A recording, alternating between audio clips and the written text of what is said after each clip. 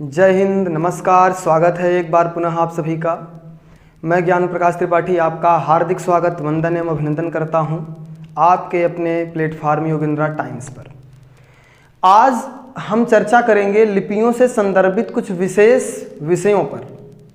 पिछली कक्षा में हमने जो चर्चा किया था वो हमने देखा कि लिपियों का विकास क्रम क्या रहा, लिपियां किस तरह से, किस लिपि से किसका विकास हुआ है, मूल रूप से जो भाषाएं हैं वो किस लिपि से बनी, या सवाल उनसे क्या पूछे जा सकते हैं, जैसे कि नामकरण कहाँ पर हुआ, किसके द्वारा कैसे हुआ, सबसे पहला देवनागरी का प्रयोग क्या था, कहाँ था। इस तरह के सवालों पर मैंने आपसे चर्चा की है। आज के इस सेशन में मैं आपसे मुखातिब हूँ, उसी सेशन को आगे बढ़ाते हुए, उसी विषय को आगे बढ़ाते हुए आज हम जो चर्चा करेंगे वह संदर्भित होगा लिपियों से ही। तो सबसे मूल रूप से सबसे पहली बात आप यहाँ ध्यान देंगे कि लिपियों में जो सुधार किया गया या सुधार करने के लिए जो विचार लोगों के द्वारा दिया गया, जिनको माना गया या फिर कुछ को नहीं माना गया, उनके बारे में कि किस प्रकार से उनको आप पढ़ते हैं, उनसे क्या सवाल बन सकते हैं, आइए देखते हैं। तो यहाँ मूल रूप से आपको पढ़ना क्या है,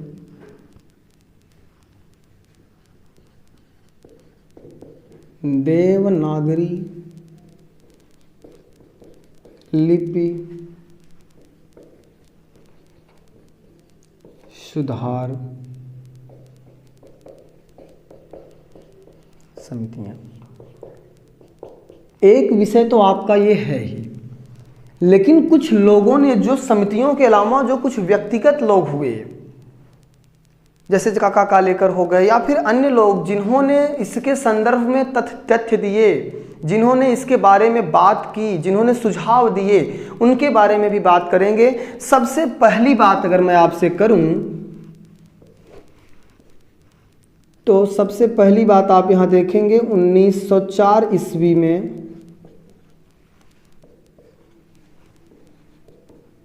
बाल गंगाधर तिलक के द्वारा, बाल गंगाधर तिलक के द्वारा एक पत्र प्रकाशित होता था जिसका नाम था केसरी। मूल रूप से इस समय जो फांट चलता था, जो मतलब शब्द थे जो आपका एक फांट हुआ करता था, उसमें कुल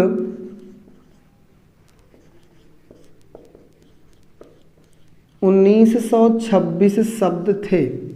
इन 1926 शब्दों को छांट करके, मतलब कम करके, इनको कम कर दिया गया। किसके द्वारा? बाल गंगाधर तिलक के द्वारा। और उसके बाद 190 शब्दों का एक फॉन्ट बनाया गया। क्या किया गया? और इस फॉन्ट को क्या नाम दिया गया? इस फॉन्ट को नाम दिया गया तिलक फॉन्ट। तिलक फॉन्ट के नाम से जाना जाता है। सवाल आ सकता है कि तिलक फॉन्ट में शब्दों की संख्या कितनी थी? जवाब होगा 190 शब्द, 190 वर्ड। यहां आपने देखा 190 शब्द कहां है? तिलक फॉन्ट में। कैसे बने? तिलक जी के द्वारा 1926 शब्दों से कम करके, छांट करके 190 शब्दों को बनाया गया, जो ये बताया गया कि आपके लिए उपयोगी होंगे। तो यहाँ पर तिलक फॉन्ट बन गया। और तिलक फॉन्ट का जो प्रकाशन है या जो उसके बारे में चर्चा है वो इन्होंने कहाँ किया है? बाल गंगाधर तिलक जी ने अपने पत्र केसरी में किया है। आइए एक अन्य तथ्य की भी चर्चा हम आपसे करते हैं। पॉइंट नंबर 2, यहां पर आप ध्यान दें, महाराष्ट्र के सावरकर बंधु,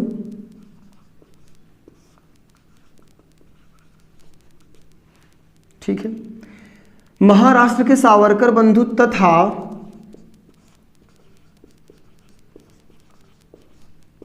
काका कालेकर के द्वारा इन्होंने क्या किया? अ के 12 खड़ी का सुझाव दिया। क्या किया? इन्होंने अ के 12 खड़ी के बारे में सुझाव दिया, या अ के 12 खड़ी की चर्चा अगर किसी ने की तो किसने की? महाराष्ट्र के सावरकर बंधु और काका कालेकर के द्वारा किया गया। सवाल क्या बनेगा कि अ के 12 खड़ी की चर्चा किसने की? तो इन्होंने की। आप जानते हैं गांधी जी के द्वारा हिंदी के बारे में एक अहम योगदान, उन्होंने हिंदी को बढ़ाने के लिए काफ़ी प्रयास किया। तो जो ये अ का 12 खड़ी है, इसका प्रचार किया जा रहा है। क्या किया जा रहा है? प्रचार किया जा रहा है।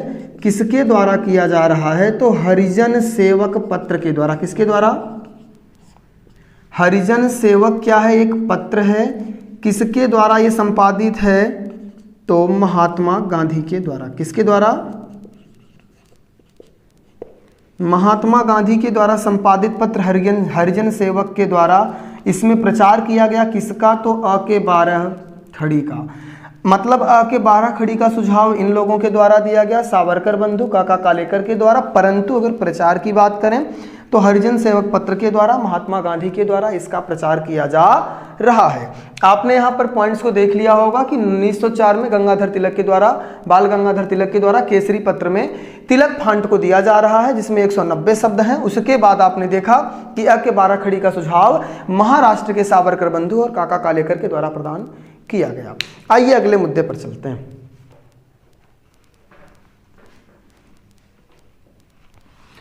अब आप देखिए, आपने कई बार शब्दों को लिखते समय देखा होगा कि उनमें पंचमाक्षरों का प्रयोग होता है। प्रिय विद्यार्थियों, आपको ध्यान रखना चाहिए कि ये जो पंचमाक्षर का प्रयोग हो रहा है, ये उचित है या अनुचित है। इस तरह की जिज्ञासा आपके मन में होनी चाहिए। इस तरह के सवाल आपको बार बार कोसते होंगे, आपको बार बार आपके मन में चुभेते होंगे कि नहीं कि ये सही क्या है। इस तरह के सवाल कई बार लोग लेकर आते हैं कि इनमें सही क्या है। देखिए, आज जो हम पढ़ रहे हैं, आधुनिक समय में जो हिंदी हम पढ़ते हैं, इसके जो नियम हैं, मूल रूप से इन नियमों को जानना अत्यंत आवश्यक है। क्योंकि जब वो आपसे हिंदी पूछेगा परीक्षा में, तो वह यही जानना चाहेगा कि आधुनिक समय की जो हिंदी है, इसमें जो सुधार हुए हैं या जो मानकीकरण किया जा रहा है, जो नए नए परिवर्तन हो रहे हैं या जो कुछ माना गया, उसमें आप क्या जानते हैं। तो आइए थोड़ा सा इसी से संदर्भित एक विषय पर हम चर्चा करते हैं।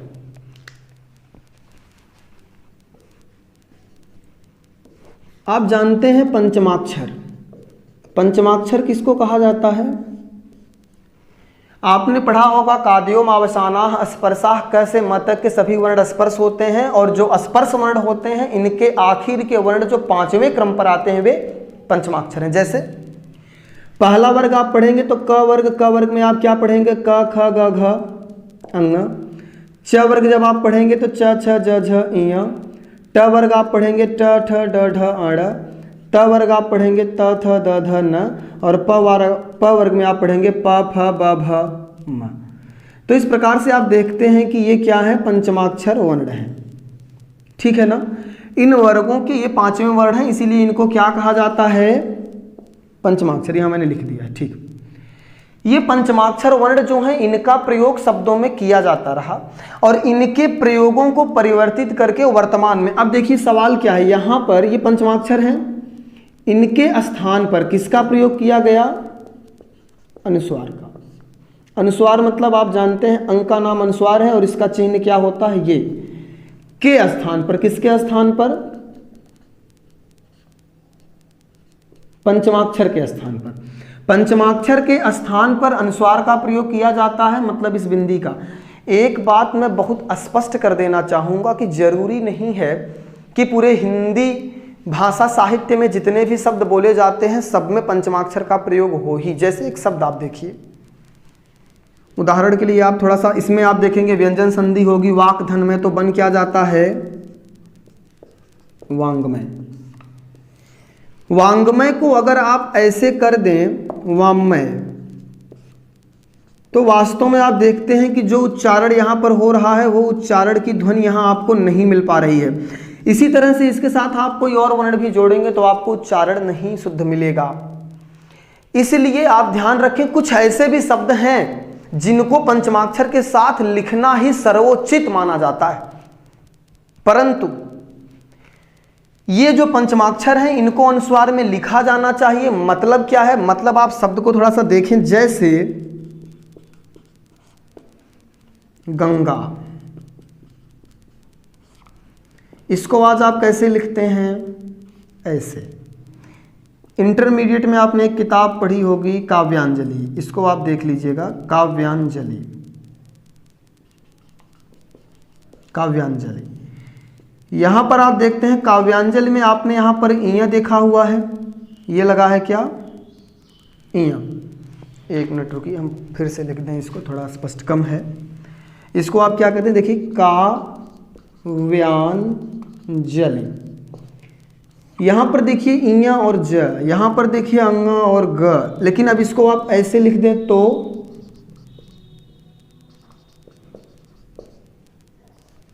ठीक। ऐसे ही कई शब्द हैं, जैसे पांडव, इसको आप लिख देंगे ऐसे पांडव। जैसे आप देखेंगे दंड, आप इसको कैसे लिख देते हैं, दंड। इस तरह के अनेक शब्द आप पाते हैं कि जो शब्द हैं इनमें पंचमाक्षरों का प्रयोग किया गया है। प्रिय विद्यार्थियों, शब्द गलत नहीं है, शब्द सर्वथा उचित हैं। और संस्कृत वांग्मय की बात अगर आप करेंगे तो संस्कृत वांग्मय इनको सर्वथा उचित मानेगा जहां पंचमाक्षर का प्रयोग होगा। परंतु ध्यान रखें, ऐसे शब्दों को लिखने के लिए आपके इन्हीं सुधारों की कड़ी में एक व्यक्ति आते हैं, डॉक्टर श्याम सुंदर दास। उनके द्वारा क्या किया गया, यह नियम दिया गया कि पंचमाक्षर के स्थान पर हम किसका प्रयोग करेंगे, अनुस्वार का। किसने यह नियम दिया, ये नियम दे कौन रहा है पंचमाक्षर से संबंधित, ये नियम आपको दिए हैं डॉक्टर श्याम सुंदर दास। कौन दे रहे हैं, डॉक्टर श्याम सुंदर दास के द्वारा दिया गया। ये नाम इंपॉर्टेंट है। डॉक्टर श्याम सुंदर दास ने बताया कि पंचमाक्षर वर्णों के स्थान पर अनुस्वार वर्णों का प्रयोग किया जाएगा। तो आधुनिक हिंदी की बात अगर आप करेंगे तो जो अनुस्वार युक्त शब्द हैं ये सही मान लिए जाएंगे, लेकिन मैंने कहा कि एक शब्द है आपका वांग्मय, और ऐसे शब्दों को कुछ विशेष ऐसे शब्द हैं जो पंचमाक्षर के रूप में ही सही माने जाएंगे, भले ही इनके नियम को माना जाता है। ठीक है, तो यहां पर इतनी बातों को आप ध्यान रखेंगे।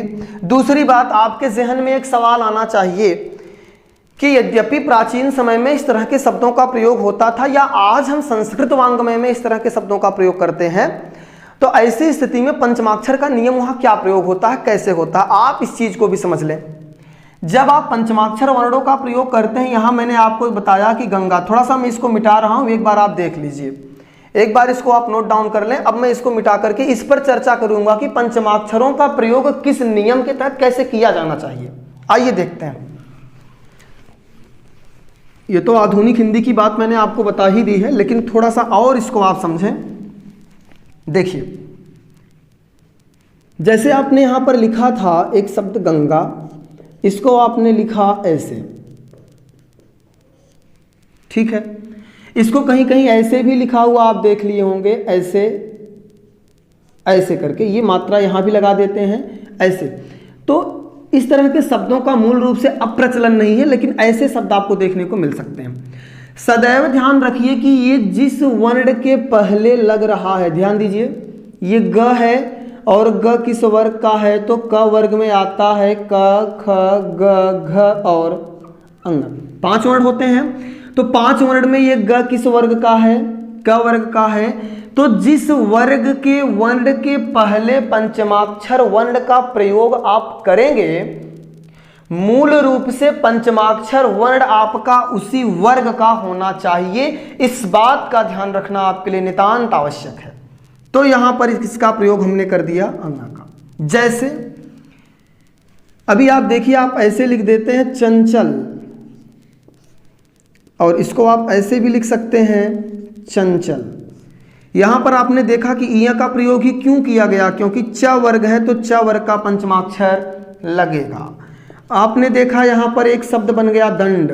आपने देखा यहां पर क्या है, ड, मतलब ट, ठ, ड, ढ, अड़। आपने देखा कि ये ट वर्ग का है, ट वर्ग में आपने देखा ड तृतीय वर्ण के रूप में आ रहा है, तो तृतीय वर्ण के रूप में ड आ रहा है, इसलिए यहां पर किसका लगेगा पंचमाक्षर, इसी वर्ग का, और इसीलिए यहां पर क्या लग गया आपका पंचमाक्षर अड़। मूल रूप से आप इन शब्दों से ये समझ पाए होंगे, जब कभी भी किसी भी शब्द के साथ पंचमाक्षर वर्णों का प्रयोग करना है, वहां सदैव ध्यान रखना है कि उसी वर्ग का पंचमाक्षर होना चाहिए। जिस वर्ण के पूर्व में उसका प्रयोग किया जा रहा है, जैसा कि मैंने यहां पर उदाहरण के साथ आपको स्पष्ट करने का प्रयास किया है। दूसरी बात, हिंदी में आधुनिक समय में डॉक्टर श्याम सुंदर दास के मतानुसार आप देखेंगे कि जो पंचमाक्षर वर्ण हैं उनके स्थान पर आपको अनुस्वार का प्रयोग करना है। ये बात भी मैंने आपको बता दी है। तो इतना आपने देख लिया है। अब हम बात करेंगे अन्य नियमों पर। देखिए, एक व्यक्ति हैं जिनका नाम है गोरख प्रसाद। गोरख प्रसाद जी की बात कर लें, और एक व्यक्ति हैं, इनका नाम है श्रीनिवास। दोनों लोगों ने अपने अपने अलग अलग नियम दिए हैं। गोरख प्रसाद जी का नियम थोड़ा सा परिवर्तित है, श्रीनिवास दास जी का भी नियम थोड़ा सा परिवर्तित है। गोरख प्रसाद की बात अगर मैं करूं, जैसे एक शब्द है, मैंने लिखा है शुरू, आपने देखा ठीक है, आपने देखा एक शब्द है कुल। इनका क्या मत था? ये कहना चाह रहे थे कि जो स्वर है, स्वर की जो मात्राएं हैं, इनका प्रयोग व्यंजन वर्णों के उपरांत किया जाना चाहिए। जैसे अगर हम इसकी बात करें तो इसको इनके हिसाब से लिखा जाना चाहिए था ऐसे, मात्राओं को अलग कर दीजिए। यहां पर देखिए क है, क के बाद मात्रा है, फिर ल है, ऐसे लिखने के लिए इन्होंने कहा। किसने कहा? गोरख प्रसाद जी ने। श्रीनिवास जी की बात करें अगर हम, इन्होंने क्या कहा? इन्होंने कहा जैसे मान लीजिए क, ख, ग, घ, अंग। एक वर्ग आपका है क वर्ग। क वर्ग में 5 वर्ण हैं और इन 5 वर्गों में आपको बता दें अल्प प्राण, महाप्राण, अघोष, सघोष आदि आप वर्णमाला में पढ़ेंगे। इन्होंने कहा कि जो अल्प प्राण है, महाप्राण है, अल्प प्राण है, महाप्राण है, अल्प प्राण है। इन्होंने महाप्राण वर्णों के स्थान पर एक परिवर्तन करने को कहा।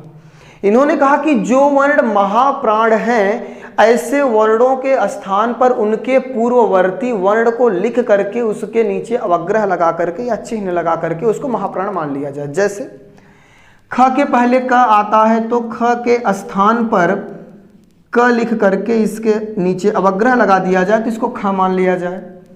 घ के नीचे घ के स्थान पर ग लिख करके इसके साथ अवग्रह लगा करके घ मान लिया जाए।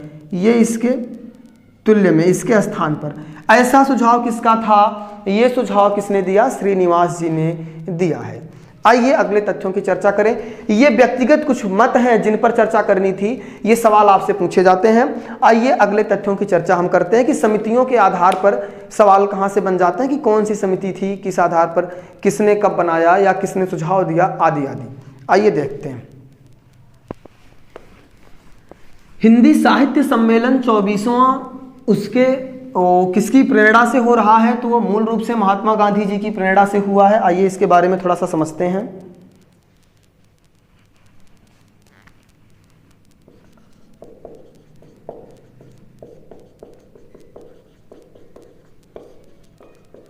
हिंदी साहित्य सम्मेलन 24वां कहाँ हो रहा है?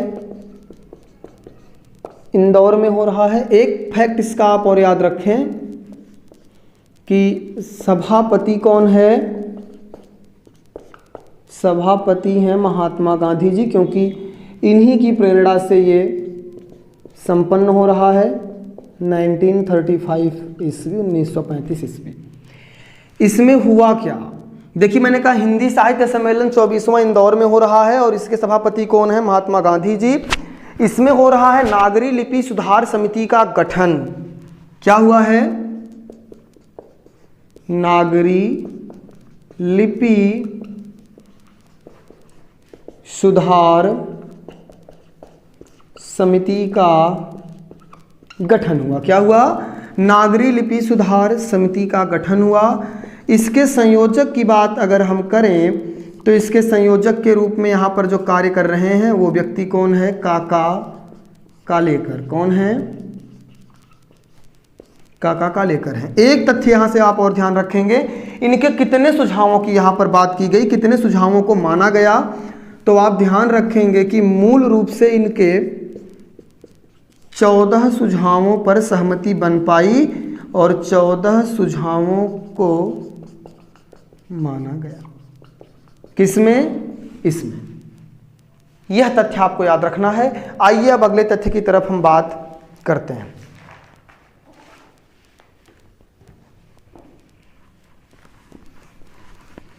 नागरी प्रचारणी सभा के बारे में आप जानते ही होंगे और बाकी चर्चा भी इस पर मैं करूंगा आपसे किसी क्लास में।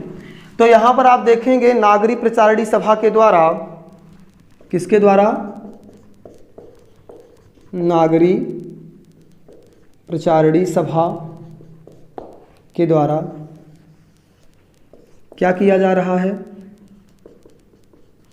नागरी लिपि सुधार समिति, नागरी लिपि सुधार समिति की स्थापना कर रहे हैं। कौन कर रहे हैं? नागरी प्रचारणी सभा के द्वारा। कब किया गया? 1945 में किया गया। कब किया गया? 1945 ईस्वी। इस चीज को याद रखेंगे। इसमें ज्यादा सवाल आपको नहीं समझना है, बस केवल इतना सा ध्यान रखना है कि सवाल बन जाएगा नागरी लिपि सुधार समिति का जो गठन हुआ किसने किया, या ऐसे पूछ ले कि नागरी प्रचारणी सभा ने किसका गठन किया, तो नागरी लिपि सुधार समिति का गठन किया। कब किया? तो 1945 में किया है।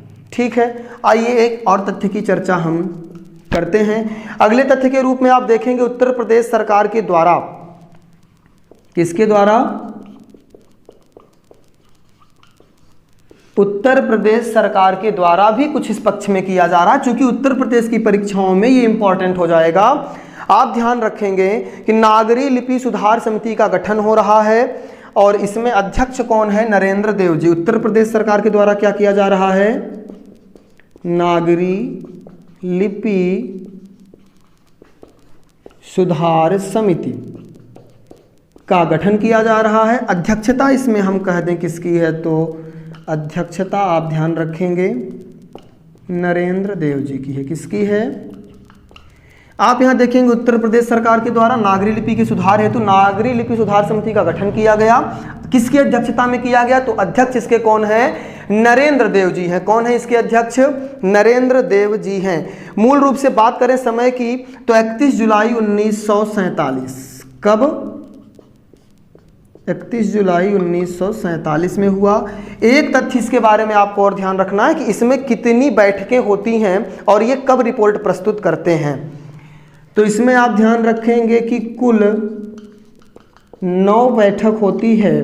कुल कितनी बैठक होती है? 9 बैठक होती है। और अगर इनके रिपोर्ट की हम बात करें तो 1949 ईस्वी में इनके द्वारा क्या किया गया? 1949 ईस्वी में रिपोर्ट प्रस्तुत किया गया। क्या किया गया? इनके द्वारा 1949 ईस्वी में रिपोर्ट प्रस्तुत किया गया। अब इसी रिपोर्ट के आधार पर देखिए यहां उत्तर प्रदेश सरकार नागरी लिपि सुधार समिति का गठन कर रही है। अध्यक्ष नरेंद्र देव जी हैं और इसी के रिपोर्ट प्रस्तुत करने के उपरांत लिपि सुधार परिषद लखनऊ में बनता है, जिसका गठन होता है 1953 में। क्या बनता है? लिपि सुधार परिषद। कब बना?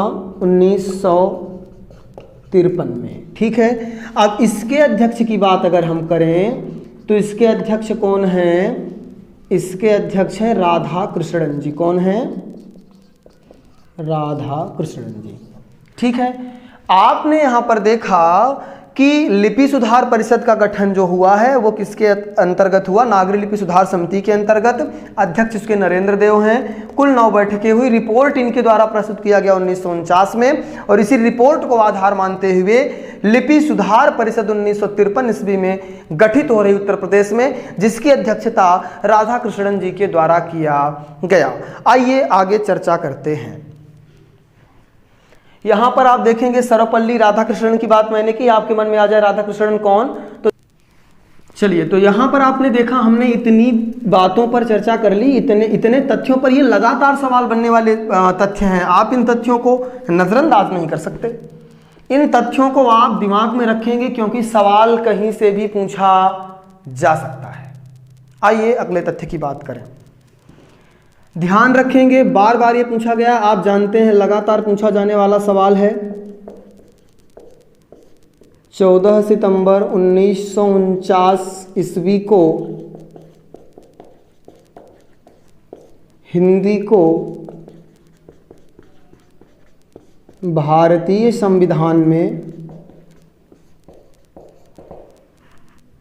क्या किया गया? 1949 ईस्वी 14 सितंबर को हिंदी को भारतीय संविधान में राजभाषा के रूप में मान्यता प्रदान की गई। ध्यान रखिए सवाल राजभाषा, यूपीएसआई के प्रीवियस ईयर प्रश्न पत्र में आप देखेंगे सवाल कोर्ट में जाने की स्थिति में था, यह सवाल विवादित रहा। उन्होंने राजभाषा विकल्प में ही नहीं दिया और सवाल गलत कराया। तो ये मेरे हिसाब से नहीं है, जितने भी लोग जानने वाले हैं सबके हिसाब से राजभाषा ही उचित है, लेकिन विकल्प में कुछ हेरफेर हुआ, गलती हुई। 2016 के यूपीएसआई की वैकेंसी में जो पेपर हुए दिसंबर 2017 में, उसमें ये सवाल आया हुआ है, आप इस चीज को ध्यान रखेंगे। तो महत्वपूर्ण सवाल है आपके लिए, पूछ लेता है कि आपकी हिंदी दिवस राष्ट्रीय, ध्यान रखिएगा ये मैं हिंदी दिवस की बात कर रहा हूं, लेकिन कैसा हिंदी दिवस?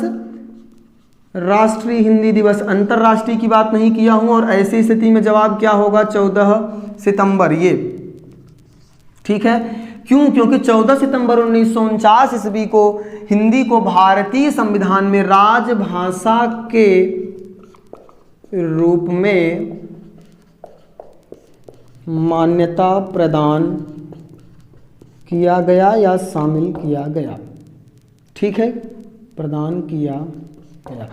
इस तथ्य को आप ध्यान रखेंगे। अगर यहीं पर आपसे ऐसे सवाल पूछ ले, अंतरराष्ट्रीय, ये सब सवाल आपसे पूछे जाते हैं, ध्यान रखिएगा। अंतरराष्ट्रीय हिंदी दिवस, यहां पर आपका जवाब हो जाएगा 10 जनवरी, विश्व हिंदी सम्मेलन के उपलक्ष्य में 10 से 14 जनवरी। तो इसके बारे में चर्चा आपसे अगली क्लास में मैं करूंगा। फिलहाल आप इतना ध्यान रखिए कि राष्ट्रीय और अंतरराष्ट्रीय हिंदी दिवस में अंतर है। राष्ट्रीय हिंदी दिवस 14 सितंबर और अंतरराष्ट्रीय हिंदी दिवस आपका 10 जनवरी को मनाया जाता है। आइए अगले तथ्य की तरफ हम बढ़ते हैं। थोड़ा सा संविधान से भी सवालों को जोड़ लीजिए। संविधान में भी हिंदी या भाषा से संबंधित सवाल जो बनते हैं वो हिंदी विषय में पूछ लिए जाते हैं। अगर मैं संविधान की चर्चा करूं तो ऐसी स्थिति में भाग 17 में इसका उल्लेख है। अगर आपसे पूछे किस भाग में है तो भाग 17 में है।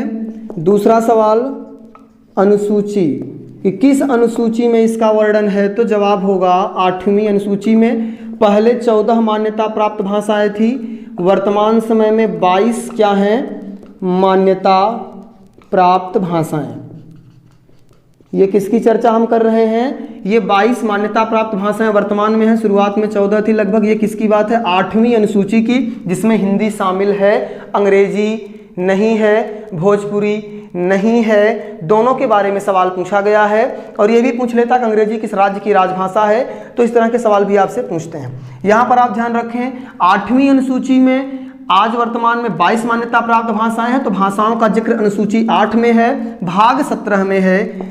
और अगर हम बात करें अनुच्छेदों की, जिसको आप आर्टिकल कहते हैं, तो आर्टिकल या अनुच्छेद की बात आप करेंगे तो देखिए यहाँ पर सवाल दो तरह से और भी बनेंगे। 2 अनुच्छेदों को भी आपको देखना है, 2 अनुच्छेदों को विशेष रूप से पढ़ना है, लेकिन कहाँ से कहाँ तक की बात अगर हम कर लें तो 343 से लेकर के 351 तक, इनके अंतर्गत इन अनुच्छेदों में किसकी बात की गई है? भाषा की बात की गई है। किसकी बात की गई है? इसमें भाषा की बात की गई है। भाषा मतलब कौन? हिंदी की बात की गई है, ठीक है।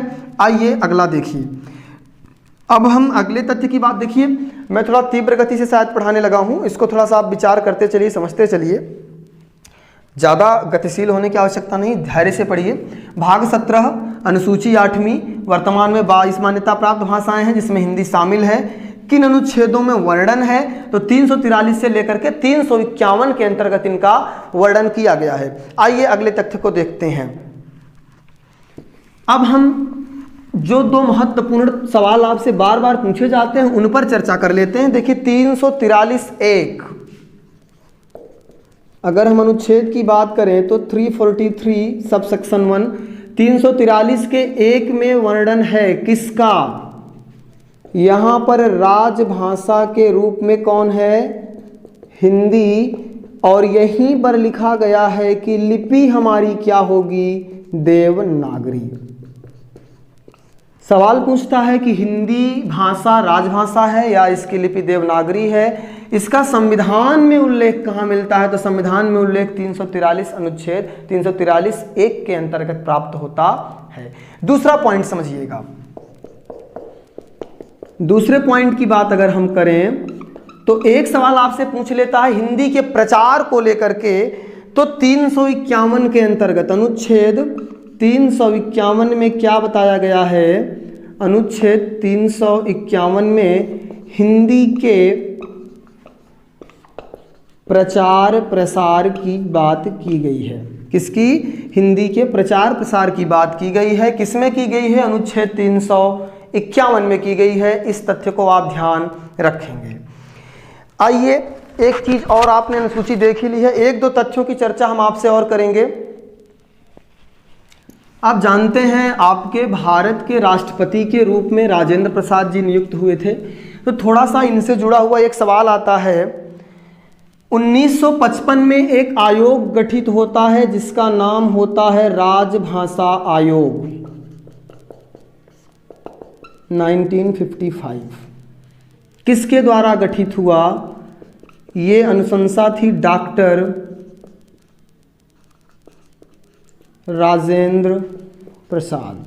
है कौन ये? ये हैं भारत के तत्कालीन राष्ट्रपति।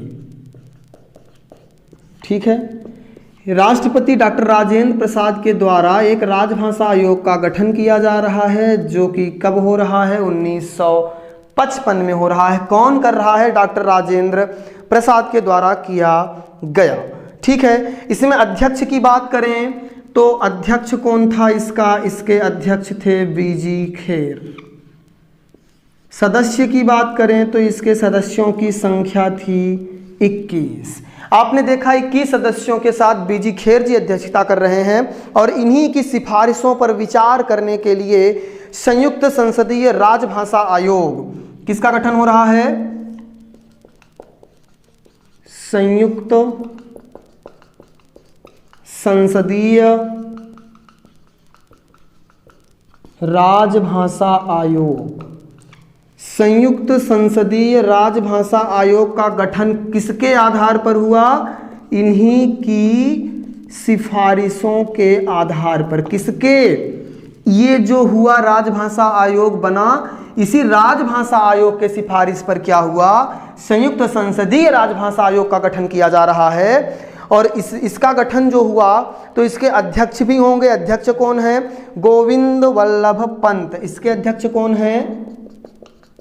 इसके अध्यक्ष हैं गोविंद वल्लभ पंत। एक सवाल आपसे पूछ सकता है समय क्या रहा? तो समय इसका हो जाएगा 1957 ईस्वी। आपने देखा इन महत्वपूर्ण तथ्यों को, इसमें राजभाषा आयोग का गठन 1955 में किया गया। इसके बाद आपने देखा कि इसी की सिफारिशों पर विचार करने के लिए क्या किया गया? संयुक्त संसदीय राजभाषा आयोग का गठन हुआ। राजभाषा आयोग आप देख रहे हैं 1955 में गठित हो रहा है और इसके किसकी अनुशंसा पर, किसके द्वारा किया गया? डॉक्टर राजेंद्र प्रसाद, जो कि तत्कालीन राष्ट्रपति हैं। इसमें लेकिन अध्यक्षता कौन कर रहे हैं? बीजी खेर। सदस्य कितने हैं? 21 हैं। अब इस आयोग के द्वारा एक सिफारिश की गई जिसके तहत इसके जो इसके विचार थे उन पर विचार करने के लिए, जो इनके दिए गए तथ्य हैं उन तथ्यों को समझने के लिए, उन पर विचार करने के लिए संयुक्त संसदीय राजभाषा आयोग का गठन हुआ, जिसके अध्यक्ष कौन है? गोविंद वल्लभ पंत। और समय क्या है? 1957। आज आपने देखा, थोड़ी सी बात आपसे और कर ले फिर हम इसको रोकेंगे। थोड़ा सा एक फैक्ट आप और जान लीजिए, देख लेते हैं इसको भी। 1961 की बात कर ले, ये सवाल भी आपसे पूछा जा चुका है कई परीक्षाओं में और पूछा जा सकता भी है। 1961 में राजभाषा विधायी आयोग का गठन हुआ। कब? 1961 में गठन होता है राजभाषा विधायी आयोग। और राजभाषा विधायी आयोग के द्वारा, देखिए महत्वपूर्ण हो जाता है। महत्वपूर्ण क्यों है? क्योंकि इन्होंने तकनीकी शब्दावली प्रदान किया। क्या किया? राजभाषा तकनीकी शब्दावली। किसकी बात की इन्होंने? राजभाषा तकनीकी शब्दावली की बात की, किसके द्वारा? राजभाषा विधायी आयोग के द्वारा। और ये किसके तहत कार्य करेगा? ये करेगा शिक्षा मंत्रालय के अधीन, जो इसके पहले क्या हुआ करता था? मानव संसाधन विकास मंत्रालय। वर्तमान में शिक्षा मंत्रालय, और शिक्षा मंत्रालय के तहत कार्य कौन करेगा? राजभाषा तकनीकी शब्दावली इसके तहत आएगी। और इसका विकास या इसके बारे में किसने बताया? राजभाषा विधायी आयोग ने। कब? 1961 में। आज आपने देखा, हमने चर्चा की लिपियों के सुधार, उनके विकास के बारे में पिछली कक्षा से लेकर के आज तक हम आपसे मुखातिब थे लिपियों को लेकर के। आज के सेशन में लिपियों से संदर्भित महत्वपूर्ण सवालों को मैंने आपको बता दिया है। अब अगले की कक्षाओं में, जो अगली कक्षाएं होंगी, उनमें हम एक नए विषय के साथ उपस्थित हो सकते हैं। कुछ तथ्य बचे होंगे जिनकी चर्चा मैं आपसे करूंगा, ऐसा नहीं है। देखिए, ढेर सारी बातें हैं, आपको जानने के लिए बहुत कुछ है, लेकिन मूल रूप से महत्वपूर्ण ये होता है कि परीक्षा में क्या आ सकता है, या पिछली परीक्षाओं का जो सवाल पूछने का क्रम था, तारतम्य था, वो क्या रहा। इन सबको समावेशित करते हुए मैंने अपनी पूरी मतलब आस्था के साथ, पूरे मेहनत के साथ ये कलेक्शन किया है शब्दों का या सवालों का, जो आपको मैंने बताए।